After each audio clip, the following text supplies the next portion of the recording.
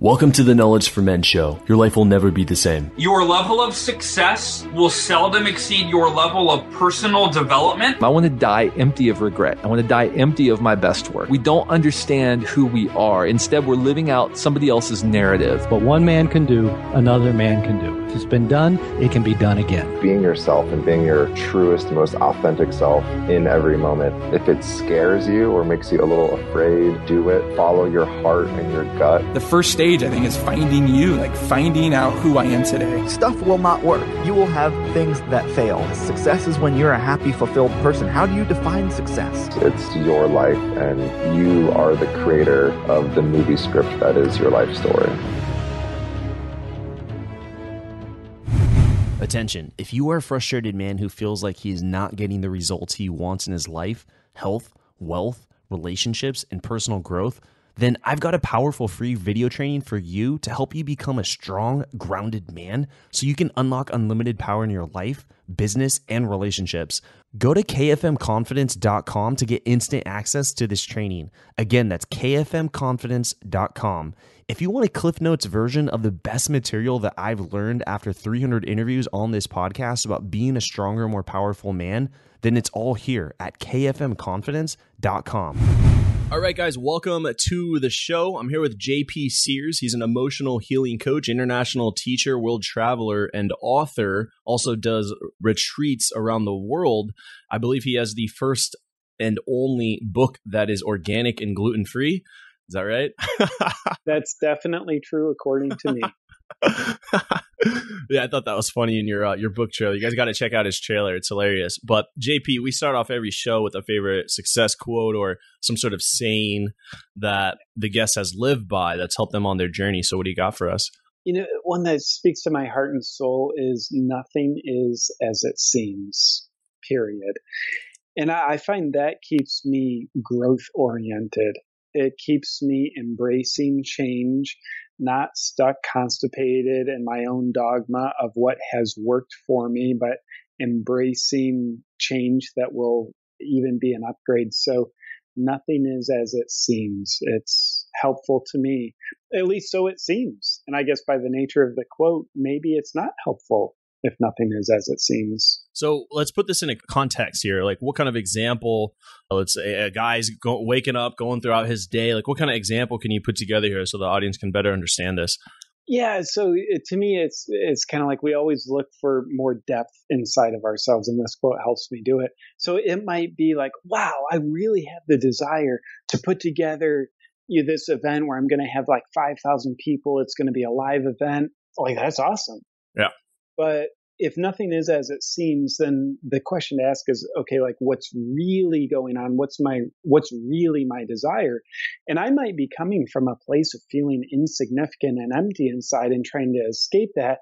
And I want to create a venue where there's 5,000 people that are going to treat me as though I'm super significant. And if I come from that place of like, I feel insignificant, I'm just trying to cover it up, then I tend to find what we resist persists. So that event probably isn't going to go well. I'm probably going to have challenges filling it. So in other words, I'm probably going to reinforce the very feeling that I'm trying to deny. Wow. I'll probably end up feeling insignificant. But so the purpose of asking this question, in this example, it's not to talk myself out of doing the event. It's to resolve a part of me and a problem that a part of me has that's screaming through silence to be helped. So if I can work with it, then I can either do the event from, I would say, a more pure frame of mind and frame of heart, or I might discover like, my heart's not actually in the event. And I think regardless what our heart is aligned with, will always be more successful. So I think it's great to let the projects that are not aligned with our heart shed away. Yeah. So that our heart can be truly behind what we're looking to do. Yeah. It seems like it could help you realign. So maybe you're chasing significance or you're chasing something, but what is the event really supposed to do? It's supposed to be transformational. It's supposed to help people. It's supposed to give value. But it seems like in that scenario, the event is really about you. when you 5,000 people, I can't do 500. I have to do 5,000. And what about the 5,000 people that are traveling from I've been to many events around the world, and I know what it's like to travel all the way. And it's like, putting people through a lot, and it's just about you. It's just about you. Yeah. Just to use them rather than giving something to them. So I think, man, so important to be in touch with thyself about that. Otherwise, it's like, I'm not giving to 5,000 people. I'm taking from them under the guise of giving to them. So it's a whole big deception, because I've deceived myself if I haven't gotten to what's really going on in my heart. I like that one a lot. I think now the audience, okay, I get it. Back to your quote, nothing is as it seems. I'm getting it. What if we throw this in the picture? I want that attractive 10, if you're going to use numbers to gauge a woman, but as a scenario, because I think we all understand what I'm talking about. How would that quote play into that? Nothing is as it seems. Yeah. So if it seems as though I want the woman who's a perfect 10, then what's really going on? Maybe it means I feel like I'm a 0. Maybe I feel like I'm a 1 or a 2, and or at least a part of me does. So am I trying to cover up a 1 or a 2 inside of me with a 10 on the outside of me? So it's just a curious question that I don't know that we can ever answer with certainty. But I think it's not the certainty of the answer, but the curiosity of the question that opens us to something beyond the dogma of our own mind in the moment. And I think the most strong dogma of our mind in the moment is how things seem to be. I'm a big fan of believing we're all delusional as hell. Kind of like the old physics, astrophysics, quantum physics. I don't know the difference. But, you look at the desk in front of you, and they would tell us that solid desk in front of you, that is nothing but 99.99999% empty space. That's how delusional we are. And I think we not only fool ourselves about like these tangible things like this desk is solid, well, it's mostly empty. But I think we also fool ourselves about the more abstract concepts in our lives, our relationships, our career, our sense of self, our goals. So I think we deserve to go beyond how things seem to us and question it, so we can think deeper than we otherwise would. I think this helps someone analyze why they want to do what they want to do. So really looking at your goals and, okay, so why is it that you want this specific goal? I'm not getting that you're trying to discount the fact that they should have that goal, but understanding why is it that you want to achieve that goal. I think that question might be answered by others. Maybe it's because other people value this, therefore I should have that too. Maybe I need to have this certain body. I need to have this certain level of income. I need to have this sort of relationship. Maybe it's not even in alignment with what you truly value, but it's definitely in alignment with what society, quote unquote, values. Yeah, I agree 100%. Know your why. That definitely is a sharp arrow that penetrates. One of my favorite authors, a guy named James Hollis, he's a Jungian psychologist. And Andrew, I know you're an absolute book addict. It's a great addiction to have. So in some of James Hollis's work, he mentions, like, I don't care what a person does. I care why they do what they do. I think the why is at least as important, if not more important, than the what, in my delusional opinion. I'm trying to put it together. So I don't care what a person does. I care why they do it. So let's go back to the example we're talking about with the event. You want to put on an event. And so, it's cool. You want to have an event with 5,000 people. That's awesome. But your why could be because I was in a painful situation once in my life and I have learned some lessons and I want to rid others of that pain. And I truly am here to serve and help others. Like that why is like, oh shit, I want to go to that guy's event versus the guy who's like shooting videos with Ferraris and Lamborghinis behind him. And he's like, hey, come to my events.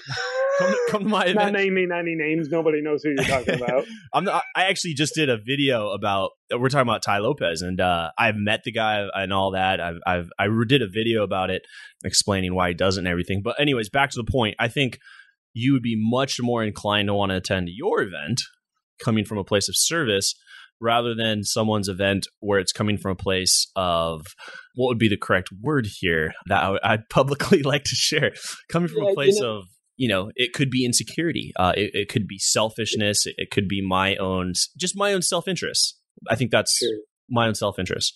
Yeah. And those words you used, insecurities, acting from a place of own self-interest, I don't think there's really any judgment or derogatory nature implied there, because that's where a lot of us come from at times.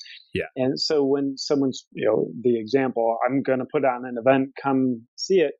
If they're coming from such an insecure place that they have this guru complex where it's like, come, like, in a way, worship me, come see me as someone more than just an equal to you, then it's like, well, yeah, that doesn't vibe with me. I'd rather go to an event where someone's cup is full enough that it's overflowing and they can genuinely give, rather than needing to be worshipped, needing to be acknowledged. Huge difference in the whys. Absolutely. You're stemming from your original quote here of nothing is as it seems. I think a part of that too is this like kind of comparison trap, what I'm feeling with that. And like, I think it's so easy to feel like you're not enough when you're looking at other people's lives. I think it's like this, like, where do I stack kind of feeling, like, okay, this is where I'm at in life. That's where this person's at. And I'm above these people. I'm not saying this is good. I'm not saying this is right. And I support this. I'm saying that it's easy to fall into the comparison trap, especially in today's world where you're connected to the world rather than just your neighbors and the people at school. You said it well. It's too easy to fall into that trap. And, in my delusional way of being, I think there's a light side to comparison. I think when we can get a sense of inspiration by others who maybe they have more years of experience, maybe not, but they're just on their journey, and we can compare ourselves in a way to them to find a sense of inspiration. It's like awesome. But when I think the trap is when we're comparing ourselves as a way of essentially shaming ourselves so that we can feel not good enough. And I'm just stating what everybody knows. We play this weird hallucinatory trick on ourselves where we see the 0.00001% of their life that they broadcast on Facebook. That looks awesome, of course. And we're like, wow, all of my life doesn't look that way. In my business, it's not making $15 million every hour. So, like, I guess I suck and they're awesome. So, I've just punched myself with my own fist of shame because of the comparison trap. But I think looking at others for inspiration is awesome. And if we can't get inspiration from others, we just get shame of self, then I would dare say, stop looking at others. It's a way of trying to escape yourself. Mm-hmm. Spend some time looking inward. Yeah. Absolutely. It's social media, what we're talking about. It's someone's highlight reel. Like I was in when I would train Brazilian Jiu-Jitsu, like I would create my own highlight reel. I would take like the best, moves and fights, little snippets, and put them together. And it's like, wow, this guy's good. Or when you watch, let's say, a boxer or UFC fight, before they fight, they play each other's highlight reels of their entire career. And you're like, wow, this guy's good. And then you watch them fight and it's like this slow moving thing. I think we compare ourselves to people's highlight reels rather than the actual what reality of what this person's life looks like. There's a really funny I think it's in the Tools of Titans, Tim Ferriss's book, or it's in the interview I listened to, I think. But someone was asking about his morning and like how he spends his morning, like how are you so productive? And he's like, man, if you guys actually saw what I was doing in the morning, like you'd laugh. Like I'm just chilling. Like I like have a coffee. I might meditate, might do some reading, might go for a walk. Like looks like I'm an old person, but he's like, but he's doing that because he's getting himself in a great mindset for the rest of the day. But I think we compare ourselves to other people's highlight reels, and that's just a very quick way to feel like you're not enough in this world. I agree with that. And I think something that we don't spend enough time, we as a society, reminding ourselves of is there's a messiness about life. There's a messiness about success. And it's kind of like it's a super insightful saying, we all poop out of our butts. It's like messy, but we pretend we don't do it. We go in the bathroom, we close the door, and we flush all the evidence, then come out, close the door behind us. Yeah. Spray something to clear out the evidence, like we just killed someone, like with clean up any sort of trace that I was in this bathroom. Absolutely. So what we just did, it's like messy. We somehow, for whatever reason, have some level of shame about it, so we pretend we don't do it. But it's one of the healthiest things we do. The messiness is so important. And I think like when we look at the struggles, when we feel like, man, things aren't working out, like that's a struggle. And that's freaking strengthening us. Like that's what makes us stronger. So when we look at our relationships, when we have maybe conflict with our partner or a challenge in business or dissatisfaction in our personal life, we can look at that as like, oh, this is like the enemy. This is bad. Yeah. And feel shame about it while forgetting like this exact moment, this grind that I'm feeling. Yes, it's uncomfortable. And yes, that's what's strengthening me. Just like when we go to the gym, we're strengthening our muscles by breaking them down. Like when we're lifting the weights, we're literally breaking our muscles down, and it's not comfortable, but we know that's exactly what makes them stronger. Yeah. So I think we should easier said than done, but do our best to replace the shame with like celebration. Like here's the messy parts of my life. And it's so important. This is the stone that the samurai sword of myself is being ground against to sharpen. Yeah. Yeah. I was recently watching on Netflix The Shawshank Redemption, and the classic, the old one, not like this updated one.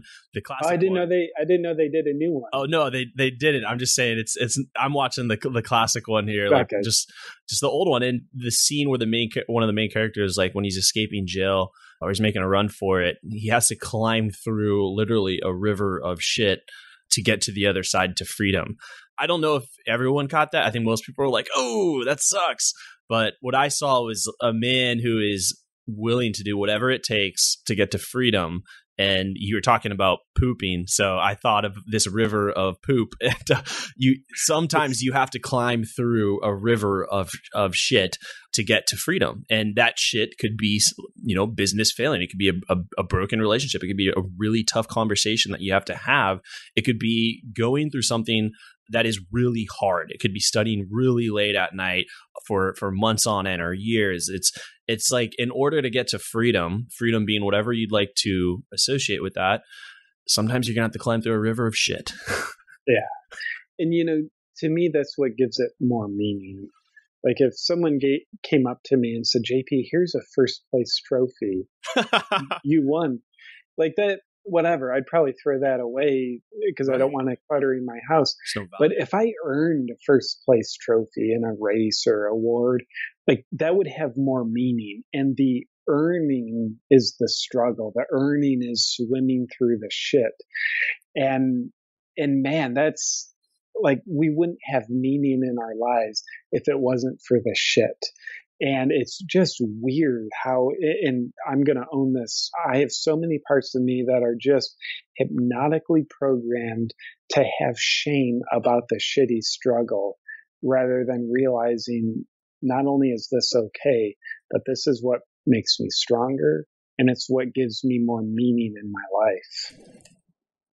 Beautiful. What do you tell yourself when you are going through a really dark time? You're climbing through the river of shit. Okay. Yeah. When you are in the middle, you're not even just getting started. Like you're in the middle and you can turn around and go back to complacency, or you're going to keep swimming through. And the scary part about it is you don't know how long the river is in many cases. So like you're kind of just swimming endlessly, like hoping that you're going to run into land. What do you tell yourself in those moments? Yeah, well, one, I won't pretend like it's easy. So what I tell myself, it doesn't like put me into a place of comfort. It allows me to keep swimming, even though it's uncomfortable. So there's two things. One would be keep feeling my feelings. So the discomfort, I want to keep feeling that. Otherwise, I'm avoiding it. If I'm avoiding it, I swim to the riverbank and I'm out of some of the crap, but I'm not making progress anymore. I'm stuck in a place of complacency. So keep feeling my feelings. Just a quick note on that. Do you know the author Brene Brown? Yeah. So she has a quote I absolutely love.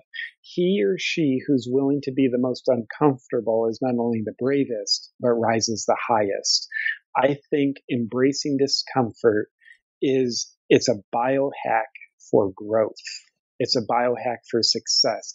Embrace discomfort rather than avoid it. So embrace my feelings.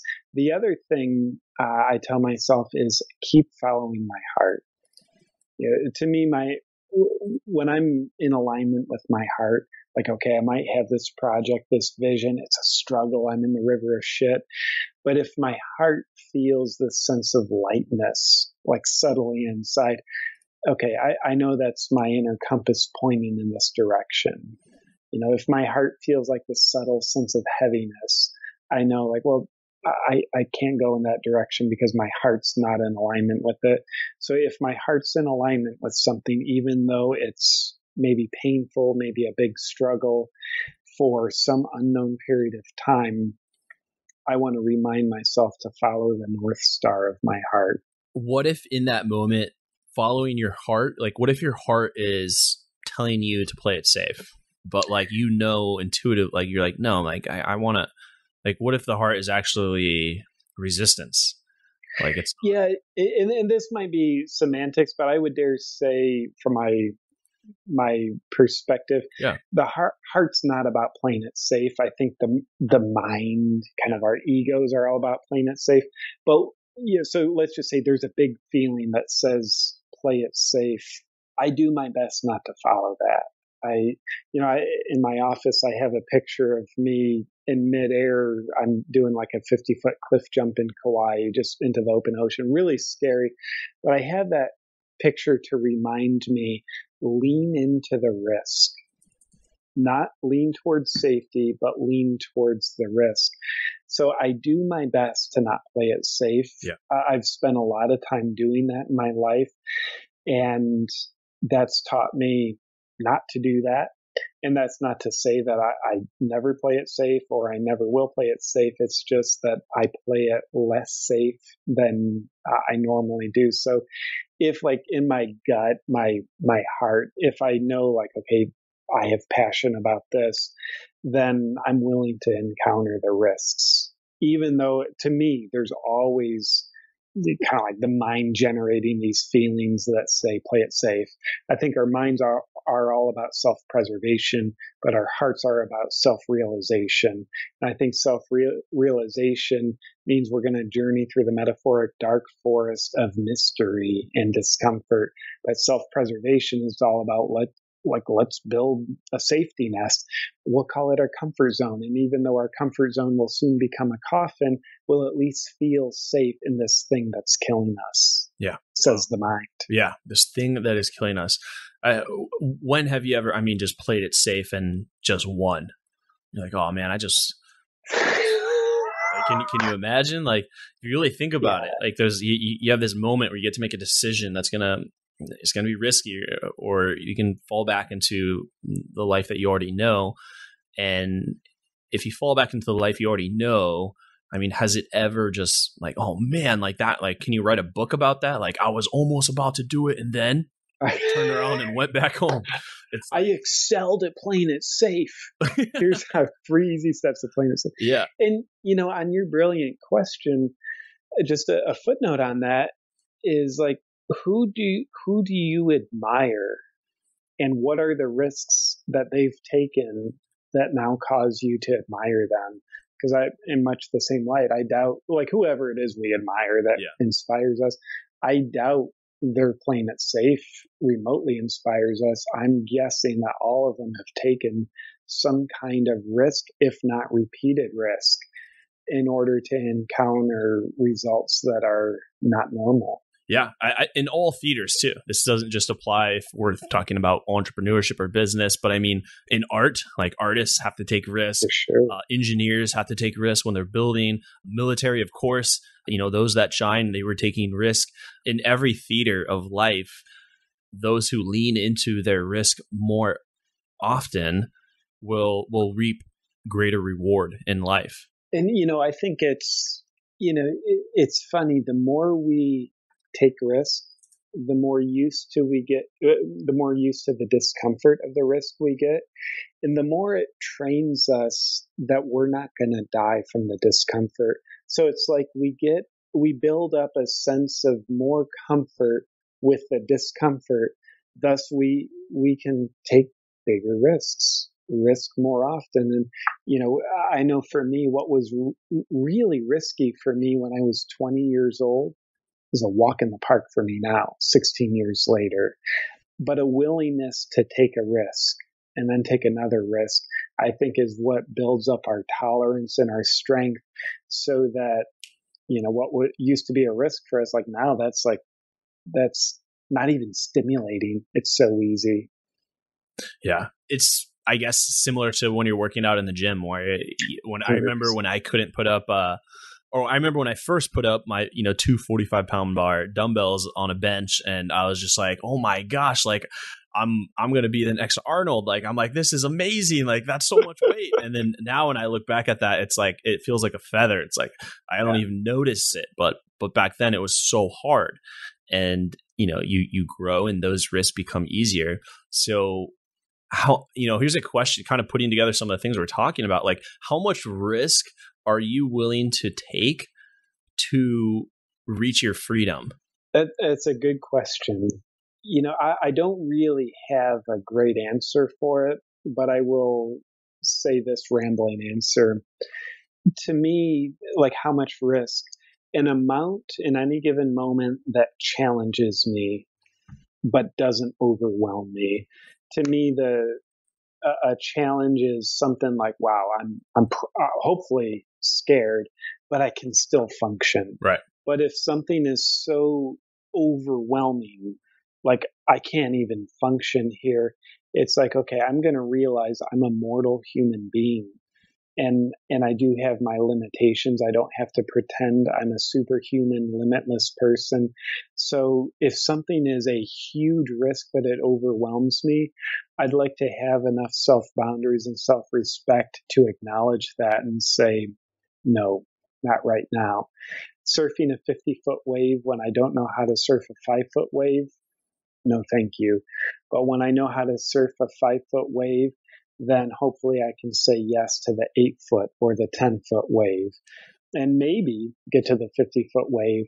But, the idea of skipping steps 1 through 9 and going right for 10, I think that's where a healthy level of discernment and knowing thyself comes in, because I think when we get into sort of the warrior spirit and kind of like entrepreneurial, whatever mindset we might have, it can sound really romantic and easy to get extreme and say, if risk is good, then guess what? More is better. And then more than more is better. And then we're looking at the idea of like, okay, now I'm glorifying the idea of surfing a 50-foot wave when I don't even know how to surf a 5-foot wave. So I don't think being at the extreme of say yes to any stupid risk, I don't think we want to do that. Nor do we want to be at the other extreme that says no to any risk. I think we want to know thyself, kind of like the balance in between, challenge but not overwhelm ourselves. I'm glad you brought that up. Too much risk where you say you're not able to function, would likely prevent you reaching your freedom. It's like this, finding that healthy balance of how much risk is like maybe just beyond your comfort zone, But the fact that you are taking risks and that you are pushing, you are stretching, you are growing, I think that's what allows for the maximum growth. But yeah, just going out and doing something that you have no experience doing, and like you likely will fail, but slowly the baby steps is I think what we're talking about. For sure. If we didn't know any better, we'd realize the wisdom of the turtle says slow and steady wins the race. And, in the name of nothing is as it seems, if we get a little bit hyped up on adrenaline and look at a risk that, let's just say, is 5 times bigger than what we can actually handle, but we're like, just want to be gung-ho, taking on a huge risk can be a way of avoiding risk. So let me do this one risk. I'll be so traumatized by it because it's overwhelming that I'll then be gun shy and I'll avoid future risk taking. So this one sort of like glorious grandeur adventure into risk can be a big setup to avoid risk in the future, in my experience. Yeah. Yeah. Thanks for bringing that up. Let's now dive into the knowledge round. Just going to ask you a few more rapid fire questions here. So are you ready for the knowledge round? This feels risky, Andrew, but my pulse isn't above 160, so I feel challenged but not overwhelmed by it. Have you ever felt like you weren't the strong, grounded man that you know you're capable of becoming? Like there's something more inside of you, but you don't know how to get it out? Me too. Years ago, I was broke, sleeping on my brother's couch, and just got out of a serious breakup that left me on the floor for months. Now, I have a multiple 6-figure business. I'm in the best shape of my life, have an abundant dating life, and live on the beach here in San Diego. I want you to break through too and create the life that you want. And because people kept asking me so many questions, I've created this free video training series on becoming a strong, grounded man so that you can have more freedom, love, and connection in your life. I'll also teach you how to build real backbone to boost your masculinity as a man so that you can have more respect, power, and confidence personally and professionally. Simply go to kfmconfidence.com to get this training. Again, that's kfmconfidence.com. Also, I share the #1 conversation that your father never had with you about women. That will be a major wake-up call for 90% of you and will improve the quality of your relationships forever. Go to kfmconfidence.com to get this free training today. Welcome to the Knowledge Round, where the guests will be asked rapid-fire questions to give the audience invaluable pieces of wisdom to help transform their lives. Starting in 3, 2, 1, showtime. First question for you is, what advice would you give to someone who's really struggling to figure out what they want to do, like they're feeling lost, unsure of their path? Yeah. They want to take a risk. I remember having that feeling where I wanted to take a risk coming out of college many years ago, but I didn't know where to channel it. It's like they want to find that thing to channel. Yeah. My first advice would be, you don't have to know. You don't have to know what you're supposed to do. And I would invite that person, as well as my younger self, try new things, try a variety of things. And it's okay that 95% of those things are going to fall by the wayside, but you got to sample a full spectrum of food to find the food that you're most passionate about. And it might take a while. And if it does, that's okay. It's okay that you don't have it all figured out right now because you're not supposed to yet. Yeah, really good. What do you think is holding most men back from becoming stronger, grounded men? Being emotionally disconnected. I know the model that I was raised with in my childhood of what a strong man is someone who appears stable and in control and never cries. And to me, that is, now looking back, I would call that a very weak man. Someone who is so afraid of their emotions that they're always in denial of them. So to me, a very strong, real man is someone who can cry as much as he laughs. Someone who's able to be afraid rather than being afraid to be afraid, and therefore appearing fearless, even though under the surface, he's just a frightened little 4-year-old boy.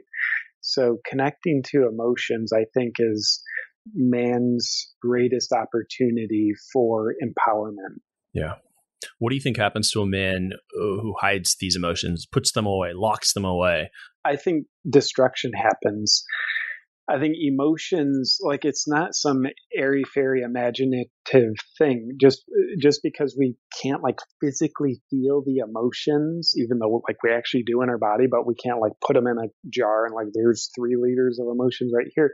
We pretend that they don't exist, but they very much do exist. So that is life force energy.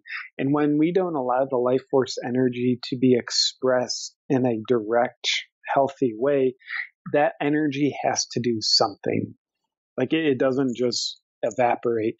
It's trapped inside of us. And in my experience, it usually gets expressed in very misdirected ways. And anytime the energy is expressed in a non-direct, misdirected way, destruction, chaos typically happens. Like there's a smooth route for emotions to be expressed in a direct way, but when it's misdirected, it can be relationships are always sabotaged. It can be control is always acted out. It can be avoidance. It can be we always give ourselves away to people please because we're afraid of feeling like our fears, insignificance, shame inside. It can be hyper attachment to success. It can be hyper attachment to victimized failure. It can be emotional eating. It can be body dysmorphia. It can certainly be body pain. So unfortunately, I think there's always consequences of being emotionally disconnected. Okay. And then what would be the first step for a man who is struggling to be emotionally connected? What would be the first step for him, perhaps even to do today? Yeah. So to me, it's kind of like, okay, we've never been to the gym before. We're not going to pick up the 100-pound dumbbells. We're going to pick up like the 20s, maybe the 30s if we're lucky. So to do that, we're not looking to deadlift 500 pounds of shame. We're looking to pick up 20 pounds worth of body sensation. That's a feeling. So a very simple but important meditation I ask people to start with, I call it, I'll use the PG-13 version, the Feel Your Freaking Feelings meditation. And what it is, you pick one body sensation that's happening in your body now. Well, I'm not even saying it's an emotion. I'm saying a body sensation. So like right now, I feel tingling in the right side of my chest. No story, no rationalization for why that's not part of it. It's like, okay, I feel tingling here. So with this meditation, we just want to close our eyes and breathe with it, doing our best to focus our attention on the specific body sensation for a couple minutes. Not for the purpose of changing it, making it go away, making it different, but for the purpose of feeling it. We're looking to strengthen a very weak muscle.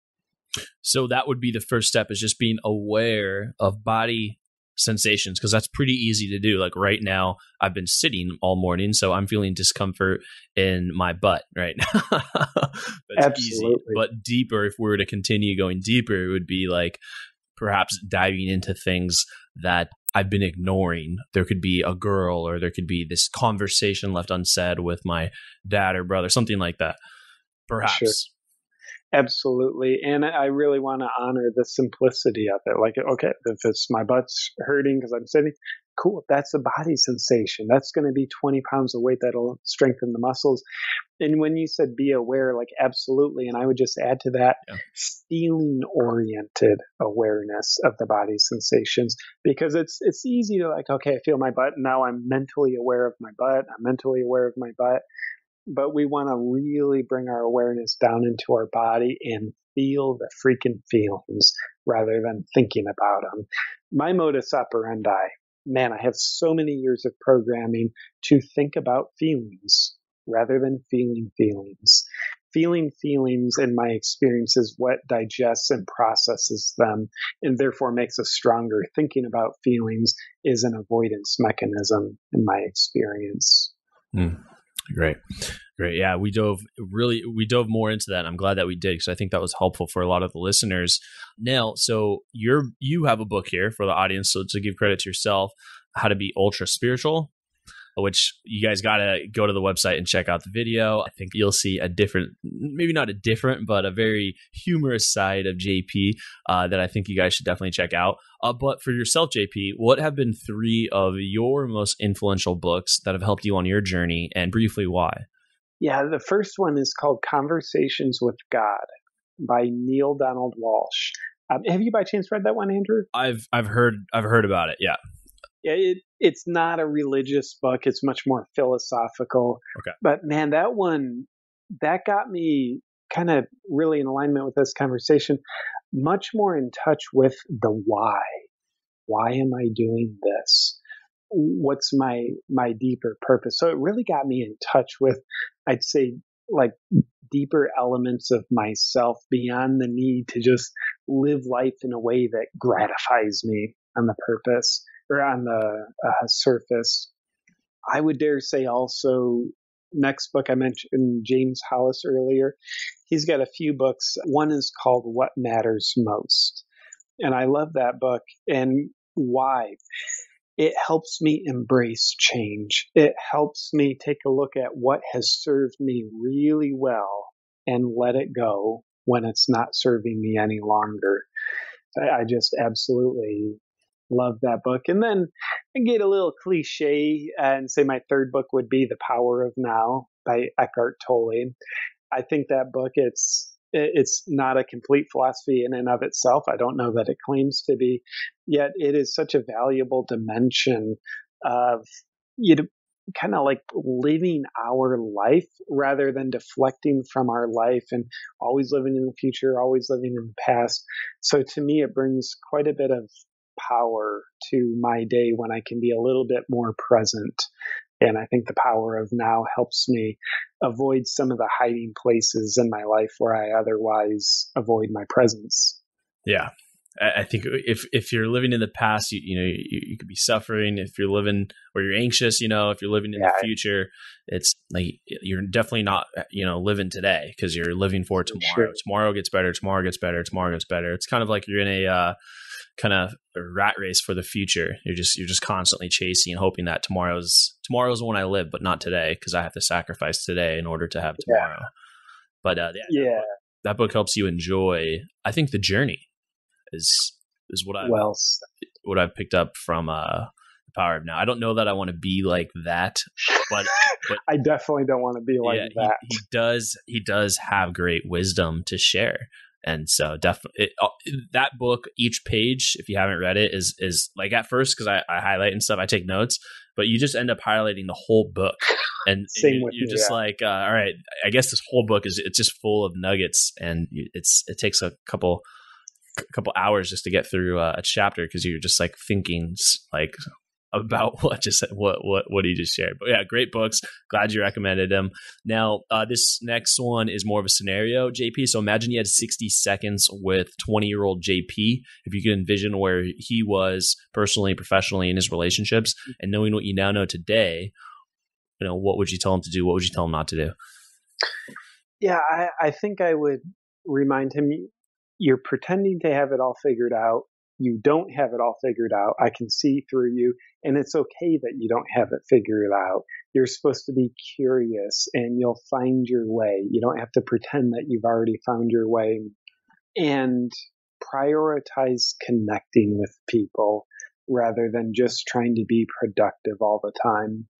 I like that, letting that sink in for myself and for the listeners. And so now, even if you have to summarize some of your main points, JP, what would you say is your philosophy on life and success? It's a good question. To me, I guess specifically with the word success, I always go to the more one can be themselves without apologizing for it, the more we will be successful. I think who we really are is the source of pricelessness in our life. It has more value than anything else we can ever be when we are being ourselves. So when it comes to success in life, business, happiness, I would dare invite people to aim for who you are, which is a mystery. That's why life takes a while none of us know who we are. I know a lot of us pretend like we do, but we're all full of crap. So aim for who you are, not who you think you are, not even who you want to be, but something far more valuable than that, which is who you really are. Wow. The more we can be ourselves without apologizing for it, the more successful we will be. I like that. That's very good, very profound, and really I feel like it allows people to break out of that shell and be fully self-expressed is what I'm. Yeah. Thank you for reflecting that and allowing me to say what I needed to learn in the moment. Right on. What's exciting you today? What's getting you out of bed in the morning? What are you looking forward to? Yeah, a couple of things. The videos I'm making on a regular basis, very exciting to me. Creativity is very stimulating. I've also been doing a fair bit of live performances lately, and live audiences are very engaging to me. So in the next 3 to 6 months, I'll have a more formal, full-on tour. It'll be kind of like a stand-up comedy, stand-up authenticity tour, and that's very exciting to me as well. Yeah, great. Looking forward to seeing that. And for those listening, you can follow up with JP the book is howtoBeSpiritual.com, and then the main website is awakenwithjp.com. You can also Google JP Sears, and you can see a lot of other work that he's done on different media platforms. But JP, it's been a pleasure having you here on the show. I've really enjoyed this conversation, and I think we had some good synergy going back and forth, and provided a very powerful show for the listeners today. Yeah, well, I very much enjoyed my time with you, Andrew, and I appreciate the living heck out of you having me on, brother. Thank you for listening to the Knowledge for Men podcast. Hundreds of interviews and millions of downloads later, we're continuing to build an international movement, and we're just getting started. So if you enjoyed this episode, go ahead and leave a helpful review in iTunes, because it really helps the podcast grow so we can impact even more men in the world who need this. Guys, this is all about living with purpose, where every day you only do things that matter to you. You wake up, live with purpose, and take massive action towards the life you want. And always remember, love the life you have while creating the life of your dreams. Go to kfmfree.com to get a surprise bonus I've made for my listeners. Again, that's kfmfree.com for something that's changed my life, and I'm offering it to you for free. Also, check out my Amazon best-selling books that I've written for you to help you crush life at kfmauthor.com. Again, that's kfmauthor.com to see all the books I've created to help you break through in life. This is your host, Andrew Farabee, founder of knowledgeformen.com, and I'll see you in the next episode.